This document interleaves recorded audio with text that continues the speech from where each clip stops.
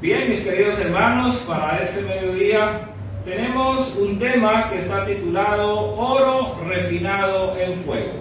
¿Sí? Vamos entonces a tener esta meditación basados en lo que nos dice también la palabra del Señor en Apocalipsis capítulo 3, verso 18, primera parte. Nosotros encontramos que el mensaje del testigo fiel a la iglesia de la Odisea es que compre oro que refinado en fuego para que sea verdaderamente rico. Cuando nosotros analizamos el mensaje a la iglesia de la Odisea, encontramos que la Odisea es el tiempo final de la iglesia en este mundo, es el tiempo final en que vivimos, y la humanidad y la iglesia se sienten en un estado en que tienen gran conocimiento, grandes ventajas, grande luz, y esto ha llevado al orgullo espiritual, creyendo que no tiene de nada necesidad. Pero ya el testigo fiel ha dicho: considero que eres pobre y miserable, ciego y ¿qué? Y desnudo. Y una de las cosas que el testigo fiel le ofrece a la iglesia es el oro refinado en fuego. Hay una línea en una revista que se llama Revista Heraldo, que fue escrita esta nota el 1 de abril de 1980, que dice: el oro que Jesús quiere que compremos de Él es el oro refinado en fuego, es el oro de la fe y el amor, que no tiene ninguna sustancia contaminadora mezclada con Él. Así que allí se nos lleva la atención a que miremos que cuando se habla de oro se está relacionando con qué principios, con qué frutos, con el amor y con qué, la fe. Y la fe. ¿Por qué el amor y la fe? Porque son las dos cosas muy importantes y muy valiosas que encontramos en la Sagrada Escritura. Son cosas que son de gran valor y de gran estima ante la vista de Dios y que se ofrece a la humanidad. Quiero que miremos un poco referente al proceso de refinación del oro, ya que se nos dice que nuestra fe, ¿sí? O que nos dice que el oro que debemos tener ha de ser ese oro refinado en el fuego. Bueno, cuando nosotros miramos cómo se da la extracción del oro, puede que los procesos de extracción de oro de la antigüedad a los modernos vayan evolucionando, cambiando a través de la historia. Pero encontramos lo siguiente: encontramos que se nos habla de la mena, que es la principal fuente de oro, y se nos dice que la mena de oro es un recurso que puede fundirse en el horno junto con carbón para obtener un lingote de oro. Entonces, a lo primero que se encuentra allí cuando se comienza a excavar es ¿qué cosa? La mena de oro. La mena debe extraerse de las profundidades de la tierra con gran esfuerzo y gasto. Normalmente, ahora en la actualidad, con maquinaria pesada, incluso se utiliza la dinamita, pólvora, para poder romper la roca y poder avanzar. En los tiempos del Antiguo Testamento había un intrincado proceso de 3 pasos para refinar la mena extraída y convertirla en oro purificado. Vamos a mirar cuáles son esos 3 pasos. El primer paso que se hacía, el primer paso del proceso, consistía en machacar, en romper, en triturar la mena hasta convertirla en un polvo fino. Los elementos que componían la mena, suciedad, roca, minerales, oro y otros metales y materiales no deseados, ya se pulverizaban totalmente. Así que el proceso de refinación en los tiempos del Antiguo Testamento pues no era algo fácil, sino era algo ¿qué? Algo muy laborioso, ¿cierto? La mena inquebrantable, que se trabajaba con herramientas manuales primitivas, dejaba al refinador sudando y frustrado mientras se esforzaba por romperla, darle martillo, triturar, machacar, todo eso. Una vez que el mineral extraído se trituraba y se convierte en polvo, debe someterse a frecuentes lavados y limpiezas. Durante esos lavados se eliminan en gran medida los elementos no metálicos, no deseados, solo quedaban elementos metálicos, así que todo lo que podría ser limpiado por el agua, ¿qué pasa ahí en esos lavados? Iba saliendo y solo quedaba el oro con componentes ¿qué? Metálicos, que también deben de alguna manera ahora ser ¿qué?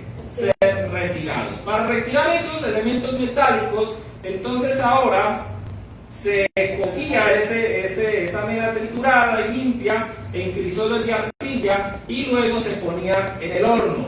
Así que el mineral de oro llena de escoria, se funde a temperaturas extremas de 1948 grados Fahrenheit o 1064 grados Celsius. Para elevar el horno a esa temperatura al rojo vivo, se utilizan fuelles para bombear oxígeno al fuego ardiente. Una vez que la mena se funde, ocurre algo sorprendente. Las impurezas del oro comienzan a subir a la superficie. El refinador puede entonces retirar las impurezas de la parte superior del metal fundido. Y de esa manera tenemos el oro ¿qué? Puro. Refinado en fuego. Así que hay tres puntos interesantes en esa refinación. El primero tiene que ver con ¿qué? La machacada. Con machacar. ¿Sí? El segundo tiene que ver con ¿qué? Con lavar, ¿cierto? Y el tercero tiene que ver con ¿qué? Con el fuego. Con el horno y con el fuego. Muy bien, mis queridos hermanos. Hay algo muy interesante que podemos nosotros contemplar o que vamos a recalcar, y es lo que sigue aquí a continuación. El proceso de purificación de nuestra fe y amor puede ser doloroso y difícil, pero en Jesús seremos fortalecidos. ¿Amén? Amén. Quizás durante el proceso de transformación, de purificación de nuestras vidas, tengamos que padecer, tengamos que sufrir como esa mena que es machacada, triturada, ¿sí? Pero en Jesús podemos ser fortalecidos. Y en su nombre ser más que vencedores. ¿Amén? ¿Cuántos lo creen así? Amén. Vamos a mirar, mis hermanos, de qué manera tenemos que experimentar de una manera análoga el mismo proceso de purificación que sufre el oro. Y para ello vamos a mirar cuatro aspectos importantes en la purificación de nuestra fe y del amor. Bien, cuatro aspectos importantes. El primer aspecto que vamos a mirar es que hemos sido extraídos como piedras toscas. Busquemos lo que dice la palabra del Señor en 1 Corintios capítulo 1, verso 26 al 29. El apóstol Pablo, escribiendo a los hermanos de Corinto, les escribe entonces lo siguiente. 1 Corintios capítulo 1, verso 26 al 29.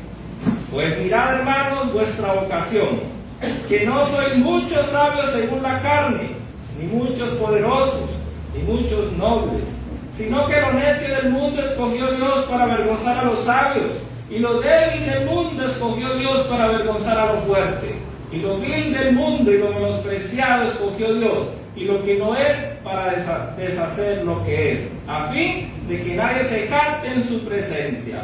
Así que, queridos hermanos, el Señor nos ha tomado a nosotros como esa mena, como ese elemento en bruto, como ese trozo de metal que necesita ser ¿qué?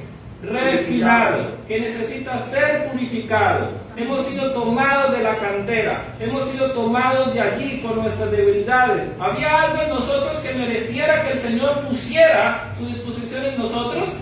¿Había algo en nosotros que el Señor dijera, voy a tomar porque es lo mejor que hay en el mundo? ¿Es lo mejorcito que hay? La tierra se contaminó bajo sus moradores, pero queda aquí esta perlita que brilla y por eso la voy a tomar. ¿Eres tú acaso alguien que es superior a los demás por tu carácter, por tu forma de ser, por tus pensamientos? Claro que no. Todos nosotros hemos sido tomados de la cantera y no hay nada en que nosotros podamos gloriarnos. Hemos sido tomados como ese elemento tosco, pero ahora el Señor quiere hacer una obra de transformación y de cambio en nosotros.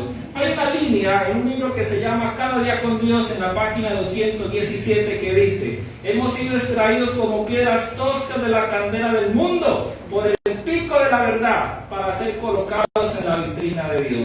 ¿Amén? ¿De dónde hemos sido sacados? De la cantera. De la cantera de ese mundo. Por el pico de la verdad, por ese barretón de la verdad que comienza a excavar, que comienza a pulir, y de allí hemos sido nosotros ¿qué? Hemos sido sacados, a pesar de nuestros defectos, a pesar de nuestras debilidades. ¿Y por qué razón? Porque el Señor dice aquí en 1 Corintios capítulo 1 y nos dice en el verso 29, a fin de que nadie se jacte o se gloríe, dice en otra versión. ¿Hay algo en nosotros en que podamos gloriarnos? No. ¿Será que el hombre puede decir, no, es que por mi fuerza, es porque yo hago, dejé de hacer que estoy acá? El hombre no tiene absolutamente nada en qué gloriarse. Ahora, mis queridos hermanos, hemos de considerar algo también, en la manera como el Señor trabaja en nuestras vidas, en la manera como el Señor dedica tiempo, porque ¿cuánto tiempo se requiere para poder hacer ese proceso de refinamiento? ¿Cuánto se demoraba aquel hombre para poder entonces ahora excavar en esa mina? ¿Será que el oro se encuentra por encima? ¿Será que el oro se encuentra por ahí nomás? ¿Será que luego de tomarlo ya estaba listo? ¿Requiere qué? Un proceso. Requiere un proceso. Ahora, ¿tú le dedicas tiempo a algo que no valga la pena? ¿Tú le dedicas tiempo a algo que es inservible? ¿Tú le dedicas tiempo a algo que no vas a obtener ningún gran beneficio? ¿Será que el Señor dedica tiempo a lo que no sirve?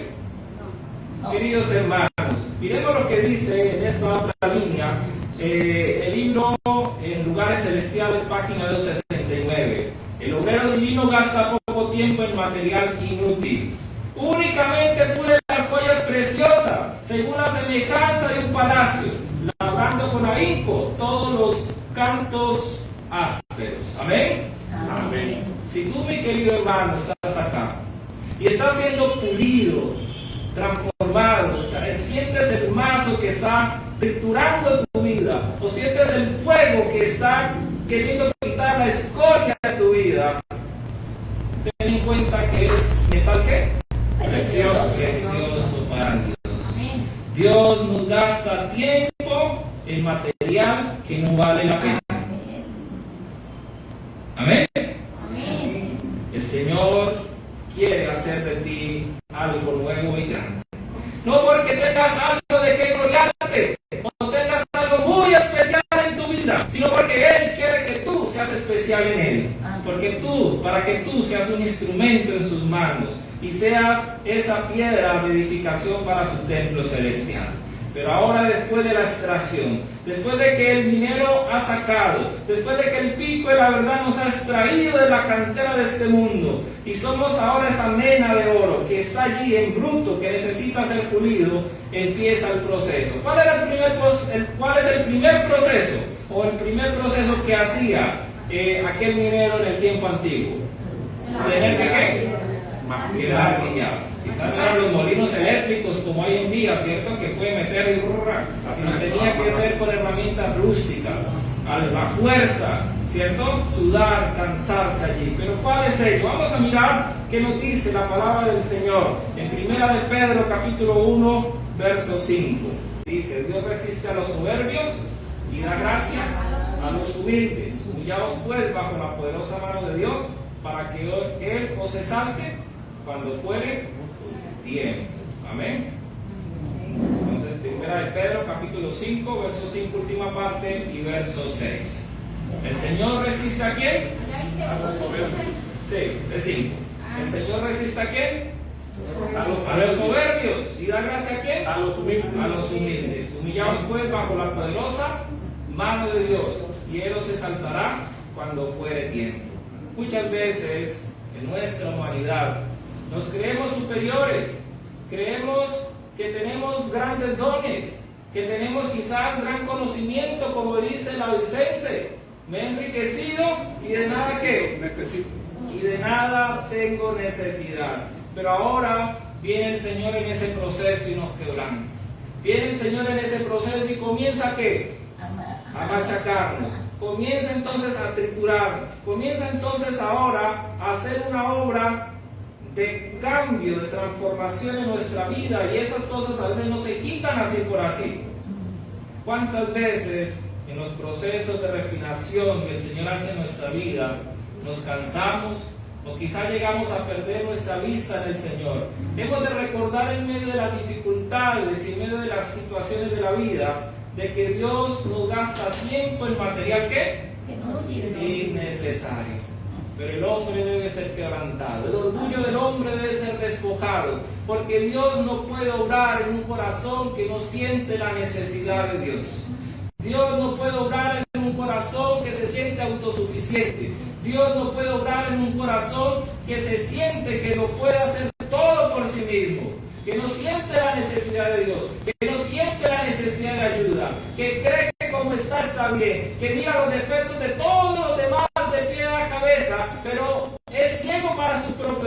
defectos. Dios no puede obrar en un corazón que no está dispuesto a ser transformado y cambiado. Por lo tanto, el orgullo del hombre, la vanagloria del hombre debe ser machacado. Y es allí donde ahora el hombre tiene que estrellarse. Es allí donde el hombre ahora tiene que volverse polvo. En el libro de los Salmos, en el capítulo 34, o mejor, Salmo 34, verso 18, el salmista expresa cómo el Señor puede obrar en el corazón de aquellos que se acercan a Él, con un corazón contrito y humillado. Salmos capítulo 34, verso 18. Cercano está Jehová a los quebrantados de corazón y salva a los contritos de espíritu. ¿Qué pasa cuando el hombre ahora es quebrantado? ¿Qué pasa ahora cuando el hombre acude al Señor con un corazón contrito y humillado? ¿Qué nos dice el salmista? Cercano Está Jehová. está Jehová. Algo importante en lo que el salmista está expresando, y es el rey David, porque dice Salmo de David, nos dice que esa palabra que se traduce por quebrantado, en el verso 18, ¿sí?, nos dice lo siguiente. Es esta palabra que en el hebreo es shabar y significa reventar, dañar, derribar, desgastar, deshacer, desmenuzar, desnudar, despedazar, destrozar, destruir, establecer, estropear, humillar. Bueno, tiene tantas sinónimos que describen que realmente la persona está totalmente humillada bajo la mano de ¿quién?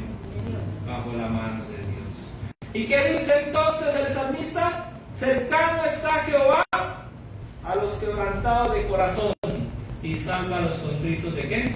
De espíritu.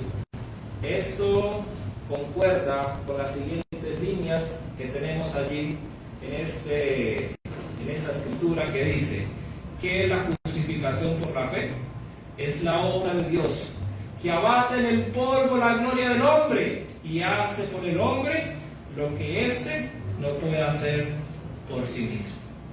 Queridos hermanos, cercano está Jehová. ¿A quiénes? A los quebrantados de corazón. Solo cuando nuestra gloria, solo cuando nuestro orgullo, solo cuando nuestra suficiencia propia es molida y echada en el polvo, es como Dios puede obrar en nuestros corazones. Es como Dios puede hacer una verdadera transformación en nuestras vidas. Hemos de mirar nuestra vida y ver si en verdad hemos sido machacados, si en verdad nuestro orgullo ha sido pisoteado. Porque podemos profesar y militar mucho tiempo y estar perdidos aún dentro de la iglesia del Señor. Necesita el Señor que ese orgullo, que esa suficiencia sea ¿qué? Sea machacado. Y entonces se cumplirá esto, la justificación por la fe. Esa justificación que no es por nuestros méritos, no es por nuestra obra, no es por lo que hagamos o dejemos de hacer, sino en los méritos de nuestro amante Salvador. ¿Hay algo que el ser humano puede hacer para salvarse? Es poder reconocer su necesidad. Y Dios, ¿qué dice? Produce el querer como el hacer por su buena voluntad. Y es solo, mis queridos hermanos, cuando estamos aplastados, mayugados con ese espíritu, con un espíritu humilde y arrepentido, como podemos avanzar en ese proceso de refinamiento. Es solo cuando en ese primer paso el orgullo es tirado al polvo, como Dios puede continuar obrando en nuestras vidas y en nuestros corazones. Vamos a mirar qué sigue. ¿Recuerdan cuál es el siguiente paso? Después de machacar esa mena, ahora hay que lavar ese polvo, ¿cierto? Muy seguramente en ese lavado va a salir la tierra, si hay alguna paja, si hay algún palo allí, hojarasca, va a salir, ¿cierto? Todo lo liviano lo va a llevar ¿qué? Lo va a llevar el agua. Miremos qué nos sigue diciendo el salmista en el Salmo número 51.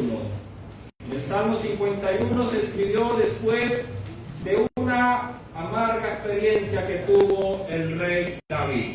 Y es que nos dice en el encabezado del Salmo: arrepentimiento y plegaria pidiendo purificación. Al músico Salmo de David, cuando después que se llevaba Betsabé vino a él Natán el profeta. ¿Qué había acontecido con David? David se había creído seguro. Estaba ocioso, tranquilo en su palacio. Y lo que no se pudo lograr en el campo de batalla, por medio de esos guerreros fuertes, poderosos y armados, se logró en un momento de descuido. Y este gran rey cae en el pecado y comete terribles situaciones. Y ahora, en medio de su situación, se acerca a Dios con un corazón contrito y humillado. No abandonarás al que acude a ti con un corazón contrito y humillado. Y nos dice en este salmo, en el verso 1 y 2: ten piedad de mí, oh Dios, conforme a tu misericordia, conforme a la multitud de tus piedades, borra mis rebeliones, lávame más y más de mi maldad y límpiame de mi pecado. ¿Qué viene pidiendo el salmista delante del Señor?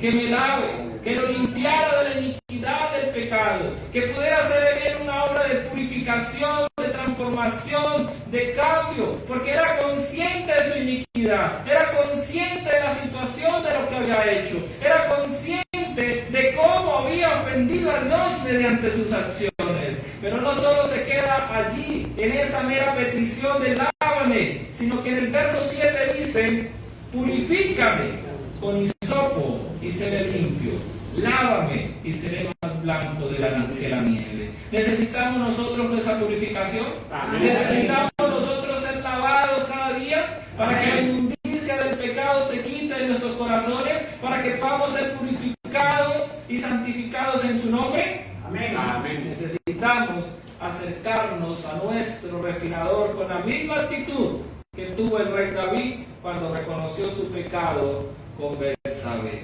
Y miremos algo, mis queridos hermanos, de qué manera es que el Señor va a obrar esa labor de lavamiento en nosotros. El Señor Jesucristo dijo, y fue registrado en el Evangelio de San Juan, capítulo 16, verso 8, hablando de la obra que vendría a ser la tercera persona de la divinidad. Y dice de la siguiente manera: y cuando Él venga, convencerá ¿qué? Al mundo. ¿De qué? De pecado, justicia y juicio. ¿Quién es el único que puede lavar y transformar el corazón? El Espíritu Santo convence y nos lleva hacia Cristo, quien es el que nos perdona. Él es el que hace la obra de convencimiento. Y entonces efectúa lo que el Señor dijo a través del profeta Ezequiel, en el capítulo número 36, versos 25 al 27. Ezequiel capítulo 36, verso 25 al 37, que nos dice de la siguiente manera: esparciré sobre vosotros agua limpia, y seré limpiado de todas vuestras inmundicias, y de todos vuestros ídolos os limpiaré. Yo daré un corazón nuevo, y pondré espíritu nuevo dentro de vosotros, y quitaré de vuestra carne el corazón de piedra, y os daré un corazón de carne. Y por dentro de vosotros, y pondré dentro de vosotros mi espíritu, y haré que andéis en mis estatutos, y guardaréis mis preceptos, y los pongáis por obra. ¿Necesitamos esta obra de limpieza? Amén. ¿Necesitamos esta obra de lavamiento en nuestros corazones? El Señor dice: os limpiaré de vuestras inmundicias, limpiaré de vuestros pecados, limpiaré de vuestros ídolos. Quizás, hermanos, hay cosas que nosotros guardamos, protegemos en nuestra vida que no queremos abandonar. Necesitamos ser lavados. Son cosas terrenas que quizás necesitan, a través de esa obra de santificación, de purificación de todos los días, que sea quitado de nosotros. Y entonces ahora esa obra no solo nos purifica y nos limpia, sino que nos capacita para obedecer. Porque dice: pondré un corazón ¿qué? Nuevo, un corazón de carne. Y dice también en el 27: haré que andéis en mis estatutos y guardéis mis preceptos. ¿Puede el ser humano por su propia fuerza guardar lo que Dios dice? No. No puede. Pero siendo capacitado por Dios, sí puede hacerlo. Amén. Esta línea que encontramos acá proyectada se encuentra en el libro Mensajes Selectos, tomo 1, 4:46. Y dice lo siguiente: el Espíritu de Dios responderá al clamor de cada corazón arrepentido, pues el arrepentimiento es don de Dios y una evidencia de que Cristo atrae el alma hacia Él. Amén. Cuando una persona es doblegada y se arrepiente, es por la obra de ¿quién? Del Por la obra del Espíritu Santo. Así como no podemos arrepentirnos del pecado sin Cristo, tampoco podemos ser perdonados sin Cristo. Y sin embargo, es nuestra humillación, es una humillación para el hombre con su pasión humana y su orgullo, el ir a Jesús directamente, creyendo y confiando en Él para todo lo que necesita. ¿Necesita el hombre hacer algo? Acudir a Él. Pero para el corazón irregenerado, orgulloso, que necesita primero ser triturado, ¿es una qué? Humillación. Por eso el Señor ofrece su Santo Espíritu para todos aquellos que lo requieran. El Señor nos invita a podernos acercar a Él. Ahora, mis hermanos, después de ser triturado, lavado, viene un último proceso. Lavado por el fuego. El fuego. El fuego. Ahora sí tenemos 1 de Pedro 1:7, donde nos dice el apóstol: para que sometida a prueba vuestra fe, mucho más preciosa que el oro, el cual aunque perecedero, se prueba con fuego. Este proceso se llama también la calcinación.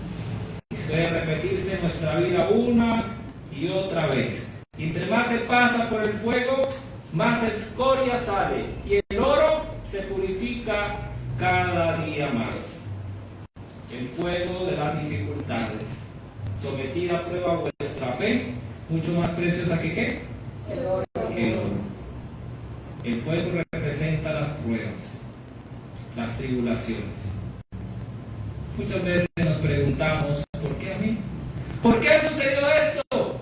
¿Por qué esta persona ha fallecido si se estaba buscando? ¿Por qué una persona que tiene una vida degradante, que tiene una vida disoluta, por qué a pesar de que pasa por situaciones complicadas sale con vida?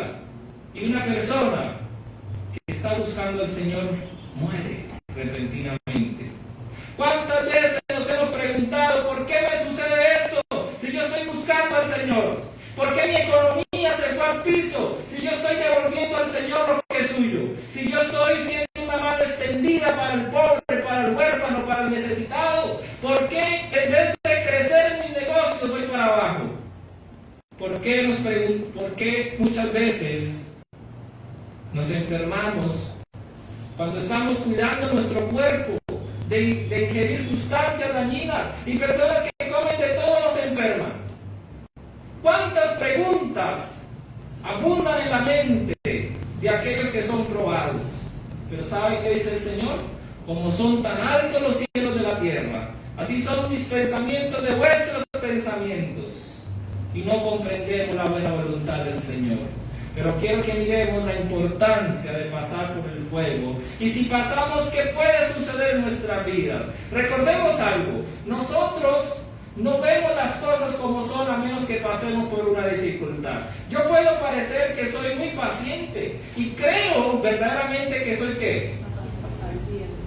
Pero solo cuando ahora llego en el sol del mediodía con un calor, con un hambre, y voy a abrir la puerta, ¿cierto? Y se me parte la llave entrando, ¿me doy cuenta si soy paciente? Va a tumbar la puerta. ¿O no soy paciente? ¿Cierto? Claro. Es en las dificultades, es en el fuego de la prueba donde la escoria sale. Y es allí donde nos damos cuenta lo que necesita ser cambiado y retirado. Y el Señor nos pasa por las dificultades, no porque quiera vernos sufrir, sino porque quiere vernos en las cortes celestiales. Miremos lo que dice la palabra del Señor en el libro del profeta Isaías, en el capítulo 1, verso 25. Isaías, capítulo 1, verso 25. Y nos dice: y volveré mi mano contra ti, y limpiaré hasta lo más puro tus escorias, y quitaré toda tu impureza. ¿Qué quiere el Señor hacer en tu vida? Limpiarnos hasta lo más puro y quitar nuestra impureza. Amén. Amén. Pero ¿por qué cuando viene el fuego de la prueba muchas veces el hombre tiende a renegar? ¿Pero por qué a mí? ¿Pero por qué esa situación? ¿Qué hice de malo? ¿Qué estaré pagando? Pero el Señor tiene un propósito, ¿y es cuál? Purificarnos. El apóstol Pedro también escribe lo siguiente, primera de Pedro, capítulo 4, versos 12 y 13. Amados, no os sorprendáis del fuego de la prueba que os ha sobrevenido como si alguna cosa extraña os aconteciese, sino gozaos por cuanto sois participantes de los padecimientos de Cristo, para que también en la revelación de su gloria os gocéis en gran medida. No os extrañáis por el fuego de qué? De la prueba. Como si alguna cosa os quede. Pero ¿por qué a mí? ¿Qué he hecho mal? Estoy buscando de Dios, me estoy consagrando, me estoy preparando para el bautismo. Ya me bauticé. ¿Y qué es lo que está pasando en mi vida? Queridos amigos, queridos hermanos, no nos extrañemos del fuego de la prueba como si alguna cosa extraña os aconteciese. También en 1 Corintios capítulo 10, verso 13 nos dice: no os ha sobrevenido ninguna tentación que no sea humana, pero fiel es Dios, que no dejará ser tentado más de lo que podéis resistir, sino que dará también junto con la tentación la salida para que podáis soportar. Amén. Muchas veces llegan tentaciones que se convierten en pruebas, ¿cierto? Pero el Señor no nos dejará pasar una situación tan difícil que no seamos capaces de ¿qué? Soportar. A veces decimos: yo no vuelvo más, no soporto más esto. O creemos de que la vida se ha Terminado. ¿Cuántas personas se quitan la vida diaria? ¿Cuántas personas atentan contra sí mismos en medio de sus dificultades? ¿Cuántas veces las personas se ahogan en sus problemas porque no ven qué? No ven una salida. Una solución. Y si miramos en los que conocen al Señor, parece casi lógico decir: bueno, pero ¿por qué se ahoga si confiesa, si profesa creer en un Dios todopoderoso? Si confiesa creer en alguien que lo tiene todo. Pero muchas veces los cristianos se ahogan en sus problemas y dificultades, porque pierden de vista al Señor, porque pierden de vista a aquel que puede transformar sus vidas. Y recuerden algo, mis hermanos: nunca el Señor nos dejará pasar por una dificultad sin darnos también, ¿qué cosa? La salida. Nos quedamos sin trabajo, estamos endeudados, llegaron los recibos de la casa, nos hipotecaron, estamos en quiebra, se acabó el mundo para nosotros. Hay una salida por algún lado, solo confía en el Señor. Te enfermas, una enfermedad agresiva, de la noche a la mañana estás en el hospital, en la UCI. ¿Qué pasó? De alguna manera habrá una ¿qué? Una salida. Son tantas cosas, hermanos, que a menos de que pasemos por eso, vamos a saber qué es estar allí. Pero siempre habrá una ¿qué? Salida. Una salida. Salmos capítulo 34, verso 19. También leemos lo siguiente: Salmos 34, 19. Muchas son las aflicciones del justo, pero de todas ellas le librará Jehová. Amén. Amén. ¿Cuánto dicen amén a esa palabra? Amén. Muchas, no dice pocas. Muchas maldiciones. ¿Cuántas veces una persona se acerca y quiere tomar el camino de la fe, pero se sorprende cuando empiezan los tropiezos. La prueba. Queridos hermanos, el camino hacia el cielo no es un camino allanado, lleno de flores, no es un camino acolchado con algodón, es un camino que tiene dificultades, baches, hay piedras, tropiezos en el camino. Pero ¿saben una cosa? No es de desanimarnos. Si vamos siguiendo al Maestro, sin desviarnos ni a derecha ni a izquierda, sin poner nuestra atención a esas dificultades, podemos continuar avanzando rumbo al cielo, en gozo y en felicidad. ¿Amén? Amén. Si confiamos en el Señor, no habrá dificultad que no pueda ser superada, no habrá situación que no pueda tener una solución, sino que en Cristo podremos ser más que vencedores. Amén. Quiero que miremos una cita más. El apóstol, hablando acerca de los héroes de la fe, en Hebreos capítulo 10, versos 32 al 36, en la conclusión del capítulo, nos dice también lo siguiente.